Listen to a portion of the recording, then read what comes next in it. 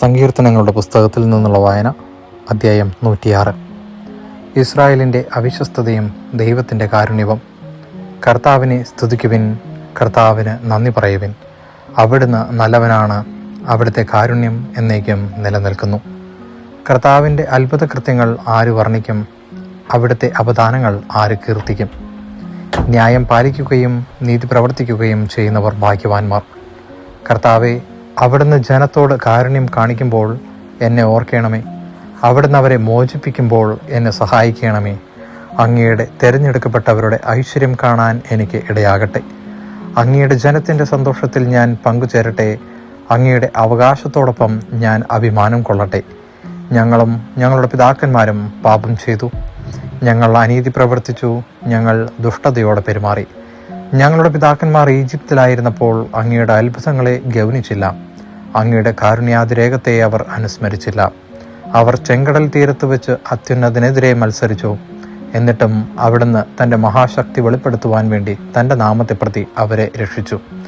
അവിടുന്ന് ചെങ്കടലിനെ ശാസിച്ചു, അത് വറ്റി വരണ്ടു. അവിടുന്ന് അവരെ മരുഭൂമിയിലൂടെ എന്ന പോലെ ആഴിയിലൂടെ നടത്തി. അവിടുന്ന് അവരെ ശത്രുക്കളുടെ കയ്യിൽ നിന്ന് രക്ഷിച്ചു, വൈരികളുടെ പിടിയിൽ നിന്ന് വീണ്ടെടുത്തു.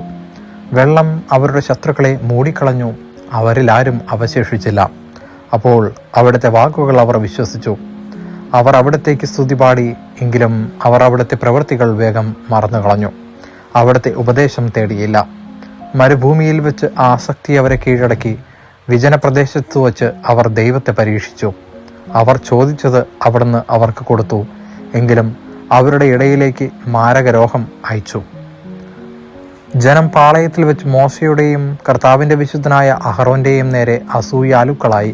അപ്പോൾ ഭൂമി പിളർന്ന് ദാഥാനെ വിഴുങ്ങുകയും അബീറാമിൻ്റെ സംഘത്തെ മൂടിക്കളയുകയും ചെയ്തു. അവരുടെ സമൂഹത്തിൽ അഗ്നിബാധയുണ്ടായി. അഗ്നിജ്വാല ദുഷ്ടരെ ദഹിപ്പിച്ചു കളഞ്ഞു. അവർ ഹോറബിൽ വെച്ച് കാളക്കുട്ടിയുണ്ടാക്കി. ആ വാർപ്പ് വിഗ്രഹത്തെ അവർ ആരാധിച്ചു. അങ്ങനെ അവർ ദൈവത്തിന് നൽകേണ്ട മഹത്വം പുല്ലു തിന്നുന്ന കാളയുടെ ബിംബത്തിന് നൽകി. ഈജിപ്തിൽ വെച്ച് വൻ കാര്യങ്ങൾ ചെയ്ത തങ്ങളുടെ രക്ഷകനായ ദൈവത്തെ അവർ മറന്നു. ഹാമിൻ്റെ നാട്ടിൽ വെച്ച് വിസ്മരണീയമായ പ്രവൃത്തികളും ചെങ്കടലിൽ വെച്ച് ഭീതിജനകമായ കാര്യങ്ങളും ചെയ്തവനെ അവർ വിസ്മരിച്ചു. അവരെ നശിപ്പിക്കുമെന്ന് അവിടുന്ന് അരുളി ചെയ്തു. അവിടുന്ന് തെരഞ്ഞെടുത്ത മോശ ജനത്തിന് മറയായി. അവിടുത്തെ മുമ്പിൽ നിന്ന് തടഞ്ഞില്ലായിരുന്നെങ്കിൽ ക്രോധം അവരെ നശിപ്പിച്ചു കളയുമായിരുന്നു. അവർ മനോഹരമായ ദേശം നിരസരിച്ചു, അവിടുത്തെ വാഗ്ദാനം വിശ്വസിച്ചില്ല. അവർ തങ്ങളുടെ കൂടാരങ്ങളിലിരുന്ന് പിറുപിറുത്തു, കർത്താവിൻ്റെ കൽപ്പന അനുസരിച്ചില്ല. മരുഭൂമിയിൽ അവരെ വീഴ്ത്തുമെന്നും അവരുടെ സന്തതികളെ ജനതകളുടെയും രാജ്യങ്ങളുടെയും ഇടയിൽ ചിതറിക്കുമെന്നും അവിടുന്ന് കരമുയർത്തി ശപഥം ചെയ്തു. അവർ പെയോറിലെ പാലിൻ്റെ അനുയായികളായി. നിർജീവ ദേവന്മാർക്ക് അർപ്പിച്ച ബലിവസ്തുക്കൾ ഭക്ഷിച്ചു. അവർ തങ്ങളുടെ പ്രവൃത്തികൾ കൊണ്ട് കർത്താവിൻ്റെ കോപം ജ്വലിപ്പിച്ചു. അവരുടെ ഇടയിൽ ഒരു മഹാമാരി പടർന്നു പിടിച്ചു. അപ്പോൾ ഫിനെഹാസ് ഇടപെട്ടു. അതോടെ മഹാമാരി നിലച്ചു. തന്മൂലം അവർ തലമുറകളോളം നീതിമാനായി കരുതപ്പെട്ടു. മെരീബ ജലാശയത്തിനടുത്ത് വെച്ച് അവർ അവിടുത്തെ പ്രകോപിപ്പിച്ചു. അവർ മൂലം മോശയ്ക്കും ദോഷമുണ്ടായി. അവർ അവന് മനോവേദനയുളവാക്കി.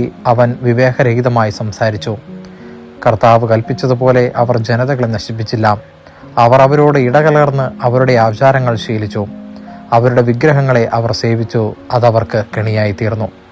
അവർ തങ്ങളുടെ പുത്രീപുത്രന്മാരെ പിശാചുക്കൾക്ക് ബലിയർപ്പിച്ചു. അവർ നിഷ്കളങ്ക രക്തം ചൊരിഞ്ഞു. കാനാനിലെ വിഗ്രഹങ്ങൾക്ക് അവർ ബലിയർപ്പിച്ച തങ്ങളുടെ പുത്രീപുത്രന്മാരുടെ രക്തം തന്നെ. അങ്ങനെ നാട് രക്തം കൊണ്ട് മലിനമായി. അവർ തങ്ങളുടെ പ്രവൃത്തികൾ കൊണ്ട് അശുദ്ധരായി തീർന്നു. ഈ പ്രവൃത്തികൾ വഴി അവർ ദൈവത്തോട് അവിശ്വസ്തത കാണിച്ചു. കർത്താവിൻ്റെ കോപം തൻ്റെ ജനത്തിനെതിരെ ജ്വലിച്ചു. അവിടുന്ന് തൻ്റെ അവകാശത്തെ വെറുത്തു. അവിടുന്ന് അവരെ ജനതകളുടെ കയ്യിൽ ഏൽപ്പിച്ചു കൊടുത്തു. അവരുടെ വൈരികൾ അവരെ ഭരിച്ചു. അവരുടെ ശത്രുക്കൾ അവരെ ഞെരുക്കി. അവർ അവരുടെ അധികാരത്തിന് കീഴമർന്നു. പല പ്രാവശ്യം അവിടുന്ന് അവരെ മോചിപ്പിച്ചു. എങ്കിലും അവർ മനഃപൂർവ്വം അവിടുത്തെ ധിക്കരിച്ചു. തങ്ങളുടെ അകൃത്യം നിമിത്തം അവർ അധപതിച്ചു. എന്നിട്ടും അവരുടെ നിലവിളി കേട്ട് അവിടുന്ന് അവരുടെ കഷ്ടത പരിഗണിച്ചു. അവിടുന്ന് അവർക്ക് വേണ്ടി തൻ്റെ ഉടമ്പടി ഓർമ്മിച്ചു. തൻ്റെ കാരുണ്യാതിരേകം മൂലം അവിടുത്തെ മനസ്സലിഞ്ഞു. അവരെ തടവുകാരാക്കിയവർക്ക് അവരോട് സഹതാപം തോന്നാൻ അവിടുന്ന് ഇടയാക്കി. ഞങ്ങളുടെ ദൈവമായ കർത്താവെ, ഞങ്ങളെ രക്ഷിക്കണമേ. ജനതകളുടെ ഇടയിൽ നിന്ന് ഞങ്ങളെ ഒരുമിച്ച് കൂട്ടണമേ. അവിടുത്തെ പരിശുദ്ധ നാമത്തിന് കൃതജ്ഞത അർപ്പിക്കുവാനും അവിടുത്തെ സ്തുതിക്കുന്നതിൽ അഭിമാനം കൊള്ളുവാനും ഞങ്ങൾക്കിടവരട്ടെ. ഇസ്രായേലിൻ്റെ ദൈവമായ കർത്താവ് എന്നേക്കും വാഴ്ത്തപ്പെട്ടവനാകട്ടെ. ജനം മുഴുവനും ആമേൻ എന്ന് പറയട്ടെ. കർത്താവിനെ സ്തുതിക്കുവിൻ. ദൈവവചനമാണ് നാം കേട്ടത്.